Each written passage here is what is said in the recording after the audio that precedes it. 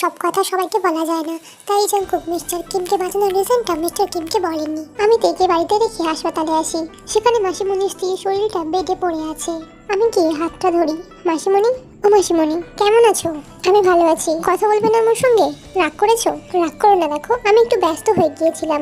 জানো, একটা বোমা জোগাড় করেছি, খুব সুন্দরী। জানো মাসিমণি, মিস্টার কিমের বড্ড বেশি দেমাক নিজের মেয়েকে নিয়ে। আমি কি করবো বলো? আমি তোমার কুইনকে অনেক ভালোবাসি। মিস্টার কিম বলছিল তোমার মেয়েকে বিয়ে করতে, তাই মিস্টার কিমের মেয়ের নামে অনেক বাজে কথা বলেছি। সরি মাসিমণি, আমি তোমার মেয়ের নামে এমন বলতে চাইনি। আমি কি করতাম বলো? আমি তোমার মেয়েকে বিয়ে করতে পারতাম না তো। আমি আমার মাসিমণির সঙ্গে কথা বলছিলাম, তখন একটা সিস্টার এসে বলে, স্যার উনি কিছু শুনতে পাচ্ছেন না, আর ভিজিটিং আওয়ার শেষ, প্লিজ স্যার। সিস্টারকে কোনো কথা না বলে সেখান থেকে বেরিয়ে আসি, সোজা নিজের আস্থানায়। আজকাল কাজেও খুব একটা মন বসে না, কে জানে কি জাদু করলো মেয়েটা। একটা গানকে বারবার গুনগুন করে গাইছি, সুন্দরী মাইয়া আমার মন নিল কারিয়া, পারো যদি তোমরা তারে দাও গো আনিয়া। গলায় সুর না থাকলেও গাইতে খুব একটা খারাপ লাগছে না। আমার গলায় গান শুনে আমার লোকেরা খুব একটা অবাক হলো না, এটাতে আমি একটু অবাক হলাম। যাই হোক, সেদিনকে কাজ শেষ করে মাঝরাতে বাড়ি ফিরি, অনেক ক্লান্ত লাগছে। ঘুমিয়ে পড়েছে। সারাদিন ও কিছুই খায়নি, ওর রুমে কেউ আসেনি বা ওই নিজেই আসতে দেয়নি। টেবিলে চাপা দেওয়া খাবার, রুমের মধ্যে ছড়িয়ে থাকা কাঁচের টুকরো আর সকালের ভিজে টাওয়াল তার প্রমাণ। আমি ওর গলায় মুখ লুকিয়ে শুয়ে পড়লাম। ও যেন চমকে উঠলো। আমি ওকে শক্ত করে জড়িয়ে ধরে বললাম, বেবি গার্ল, আমার ঘুম পেয়েছে, প্লিজ একটু ঘুমাতে দাও। এই কথাটা বলতেই তে একদম শান্ত হয়ে গেল। ওকে শক্ত করে জড়িয়ে ধরে আমি ওর গলায় আরেকটু জোরে মুখ গুজি। তখন তে কান্না করে বলে, আমার গলায় অনেক ব্যথা, প্লিজ এমন করবেন না। আমি আমার হাতের বাঁধন আলগা করে তে ঠোঁটে একটা চুমু দিই। আগের রাতের মতো কোনো জোর জবরদস্তি করতে ইচ্ছে করছে না। আজকের রাতটা শান্তভাবে কাটাতে চাইছি। ওর ঠোঁটে চুমু দিয়ে জিজ্ঞাসা করি, তুমি পেন কিলার খাওনি কেন? কি হলো, কথা বলো। আমি মরতে চাই, আমি বাঁচতে চাই না। আপনি আমাকে মেরে ফেলছেন না কেন? না বেবি গার্ল, তুমি মরবে না, তুমি জঙ্কুকের হয়ে বাঁচবে। আমি তোমাকে মরতে দেব না, তুমি আমার হয়ে বাঁচবে, শুধু জঙ্কুকের হয়ে বাঁচবে। ছাড়ো সব কথা, আমার ঘুম পাচ্ছে, আমি ঘুমাবো। তুমি আমাকে জড়িয়ে ধরো, না হলে আর কিচ্ছু করতে হবে না আপনাকে, আমি আপনাকে জড়িয়ে ধরছি। Good, that's like my girl. আমি ওর বুকে মাথা দিয়ে নিশ্চিন্তে চোখ বন্ধ করি। ও হালকা করে আমাকে জড়িয়ে ধরে, জোর করে হোক বা ইচ্ছে করে। জড়িয়ে ধরে ঘুমাতে কিন্তু সেই লাগে। পরদিন সকালে তে ঘুম থেকে উঠে দেখে জঙ্কুক বাড়ি নেই, তাই সে পালাবে ঠিক করে। কিন্তু জঙ্কুকের এত বড় বাড়ি থেকে পালানো এত সহজ নয়। সে সারা বাড়ি ঘুরে ফেলে কিন্তু মেন গেটই খুঁজে পায় না। তার উপর এই এত বড় বাড়িতে তে একা, কোনো গার্ডকে চোখে পড়ছে না, কোনো কাজের লোককেও দেখতে পাচ্ছে না। অনেক খোঁজাখুঁজির পর আমি মেন দরজা খুঁজে পাই।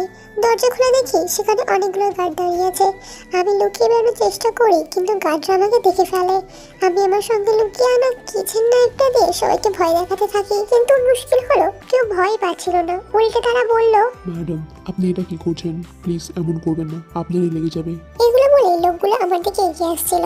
তখন আমি বলি, কেউ এদিকে আসবে না, আমি সবাইকে সাবধান করছি, নাহলে আমি আমি আমি নিজেই মরে যাবো। এটা বলে কিচেন নাইফটা নিয়ে নিজের গলায় বসিয়ে দিই। তখনই একটা গার্ড জঙ্কুককে কল দিয়ে বলে, স্যার মিস ছটফট করছে, পালাতে চাইছে এখান থেকে। যদি আপনি অর্ডার দেন তাহলে ম্যাডামকে এখানে বেঁধে রাখতে পারি। ওকে কেউ ছোঁবে না, ছেড়ে দাও ওকে। গার্ডরা জঙ্কুকের কথা অনুযায়ী তেকে ছোঁয় না। তে এক দৌড়ে মেন গেটের সামনে চলে আসে, আর দরজা টুপকে বাইরে বেরোতেই জঙ্কুকের গাড়ির সামনে পড়ে যায়। জঙ্কুকের গাড়ি দেখে তে এক দৌড় লাগায়। গার্ডরা তাকে ধরে এনে জঙ্কুকের সামনে দাঁড় করায়। আমি ওর গাল দুটোকে চেপে ধরে বললি, কোথায় যাচ্ছ বেবি গার্ল? আমার কথা শুনলে না? এবার বলো তোমাকে কি শাস্তি দেওয়া যায়? আমি বারণ করেছিলাম তো বেরোতে, কেন বেরোলে? এত সাহস তুমি পাও কোত্থেকে? জীবন জঙ্কুকের নাগাল থেকে মুক্তি পাওয়া এতটা সহজ নয়। আমি ওকে বকছিলাম, হঠাৎ করে ও জ্ঞান হারিয়ে আমার বুকে এসে পড়ে। আমি ওকে ধরে নিই। তখন একটা গার্ড হেসে উঠে বলে, স্যার মেয়েটি বড্ড দুর্বল, ছেড়ে দিন, আপনার জন্য অন্য মেয়ে আছে। তখন আমি এক হাতে তের মাথাটা নিজের বুকের সঙ্গে জড়িয়ে ধরি, আর এক হাতে গার্ডটাকে গুলি করে দিই। আমার নিশানা খুব একটা মিস হয় না, তাই গার্ডটা সেখানেই মারা যায়। বাকি গার্ডরা একটু ভয় পেয়ে যায় আর লাশটাকে তুলে নিয়ে যায়। আমি ওকে কোলে করে নিয়ে গিয়ে বিছানায় শুয়ে দিই, আর ওর পাশে বসে ওর মুখের ওপর আসা চুলগুলোকে নিয়ে ঘাটাঘাটি করছি। ও কিছুই খায়নি, দুদিন কিছু না খেয়ে তারপর আমার ভয় অজ্ঞান হয়ে গেছে। ওর মুখে জলের ঝাপটা দিয়ে আমি ওর জ্ঞান ফেরাই। ওর জ্ঞান ফিরতেই ও আমার গলা টিপে ধরে। ওর গায়ে আমার দম বন্ধ করার মতো জোরটুকুও নেই। আমি ওর ঠোঁট জোড়া নিজের দখলে নিই। প্রায় 15টা মিনিট ওকে দম দেওয়ার সুযোগ দিই না। আমার একটা কিসে ও হাঁপিয়ে উঠেছে। আমি ওর গাল দুটোকে চেপে ধরে বলি, তোমার এই অ্যাটিটিউড আমাকে পাগল করেছে। তাই বলে তুমি নিজেকে কষ্ট দেবে? তুমি জানো না তুমি আমার জিনিসকে কষ্ট দেওয়া আমার এতটুকু পছন্দ নয়। তোমার বড্ড সাহস বেড়েছে। বারণ করেছিলাম এখান থেকে বেরোতে, কেন বেরিয়েছিলে? এর শাস্তি তুমি পাবে। এটা বলেই জঙ্কুক খাবার নিয়ে তের রুমে যায়। তে, খাবারগুলো খেয়ে নাও। আমি খাবো না। এটা শুনেই আমার মেজাজ খারাপ হয়ে যায়। আমি একটা থাপ্পড় মারি। আমি তোমাকে খেতে বলছি, মানে চুপচাপ খেয়ে নাও। খাবো না আমি। কি করবেন আপনি? আমাকে আবার মারবেন? মারুন, মেরে ফেলুন আমাকে। আমি বাঁচতে চাই না তো, মেরে ফেলুন। আপনি আমার সঙ্গে যা করেছেন, আমি বাইরে কাউকে মুখ দেখাতে পারবো না। চুপ, একদম চুপ। করো। আমি জোর করে ওর গালে খাবার দিই। ও খাবে না বলে হাত পা ছুটছিল। আমি ওর হাত দুটোকে শক্ত করে ধরি। তখনই খাবারের এক টুকরো ওর গলায় গিয়ে পড়ে। আমার দুটো হাত বন্ধ থাকার জন্য আমি ঠোঁট দিয়ে ওর গলা থেকে খাবারটা তুলি আর সঙ্গে একটা চুমু দিয়ে দিই। বেবি গার্ল, আমি তোমাকে ভালোবাসি তো, খাবার না খেলে শরীর খারাপ করবে। আপনি আমাকে ছেড়ে দিন, আমি ভগবানের কাছে যাব। আমি জানি আপনি আমাকে ভালোবাসেন না, আমার সুন্দর শরীরটাকে ভালোবাসেন। আমি রাগে ওর গলায় একটা কামড় বসিয়ে দিয়ে বলি, হ্যাঁ, আমি তোমাকে না, তোমার শরীরটাকে ভালোবাসি। তোমার সুন্দর শরীরটা আমাকে পাগল করে। তোমার শরীরের প্রত্যেকটা অঙ্গ আমাকে আকর্ষণ করে। এখন থেকে তুমি এখানেই মানিয়ে নাও, এটাই তোমার জায়গা। তোমার শরীরকে পেতে হলে তোমাকে পেতে হবে, আর আমি তোমাকে পাওয়ার জন্য সবকিছু করতে পারি। এটা বলেই জঙ্কুক তের হাতটাকে ছুঁড়ে ফেলে দিয়ে সেখান থেকে চলে যায়। সেদিনের রাতটাও জঙ্কুক তের জন্য অনেক বেশি যন্ত্রণাদায়ক করে তুলেছিল। জঙ্কুক তার হিংস্রতার ছাপ রেখে যায় তের শরীরে। তের কাছে কান্না করা ছাড়া আর কোনো উপায় ছিল না। প্রায় 15 দিন কেটে গেছে। তে নিজের জীবনের প্রতি অতিষ্ঠ হয়ে উঠেছে। রাত্রেবেলা জঙ্কুকের পশুসুলভ আচরণ আর দিনের বেলা এত বড় বাড়িতে সে একা, সব মিলিয়ে যেন নরক। বাড়িতে কাজের লোক থাকলেও নিজের খাবারটা নিজেকেই বেড়ে খেতে হয়। তে নিচে আসে, ক্লান্ত শরীর নিয়ে সোফায় বসে পড়ে। আজ রাতেও জঙ্কুক তাকে ঘুমাতে দেয়নি। তে সোফাতে বসেছিল, কখন যে চোখ লেগে গেছে নিজেও বুঝতে পারেনি। সেদিনকে জঙ্কুক কোনো কারণ ছাড়াই বাড়ি ফিরে আসে। বাড়ি ফিরে দেখে তে সোফাতে পড়ে আছে। জঙ্কুক পাগল প্রায় হয়ে তের মাথাটা নিজের বুকে জড়িয়ে ধরে। তেকে হারানোর ভয়ে জঙ্কুকের পুরো শরীর কাঁপছে, হাত পা ঠান্ডা হয়ে যাচ্ছে, আর বারবার সে তেকে ডাক দিচ্ছে। আমি চোখ খুলে একটু অবাক হই।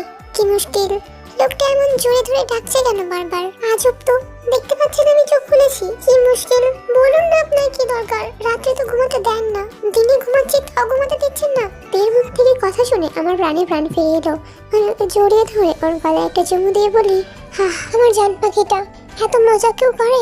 এমন করে আর কোনোদিন ভয় দেখাবে না আমাকে, আমি মরেই যাব। থামুন তো, আপনার সঙ্গে থাকলে আমি নিজেই মারা যাব। এখন ছাড়ুন আমাকে, জড়িয়ে ধরে আছেন কেন? আমার কথা ওনার কানে গেল না। উনি আমাকে আরো শক্ত করে জড়িয়ে ধরলেন। ওনার হার্টবিট আমি স্পষ্ট শুনতে পাচ্ছি। সত্যি ভয় পেয়েছেন হয়তো। আমি ওনাকে ছাড়িয়ে কিছু খাবার নিয়ে রুমে চলে যাই। স্যার, আপনার মিটিং আছে। যাব না, সব কাজ বন্ধ, সব মিটিং ক্যান্সেল। কিন্তু স্যার, মিস্টার কিম আপনার সঙ্গে দেখা করতে চাই। বললাম তো ক্যান্সেল করে দাও, আমি যেতে পারবো না। আজকে আমি পুরোটা তের সঙ্গে থাকবো, আমার ওর কাছে থাকা দরকার। যাও এখন। আমি উপরে দাঁড়িয়ে দাঁড়িয়ে সব কথা বলে শুনলাম। কি করেছে বোঝাই? আপনি আমার থেকে দূরে থাকলেই আমি শান্তিতে থাকবো। আমাকে মাফিয়া কুইন বলা লোকটা আমার থেকে দূরে যাবেনই না, যাই করো।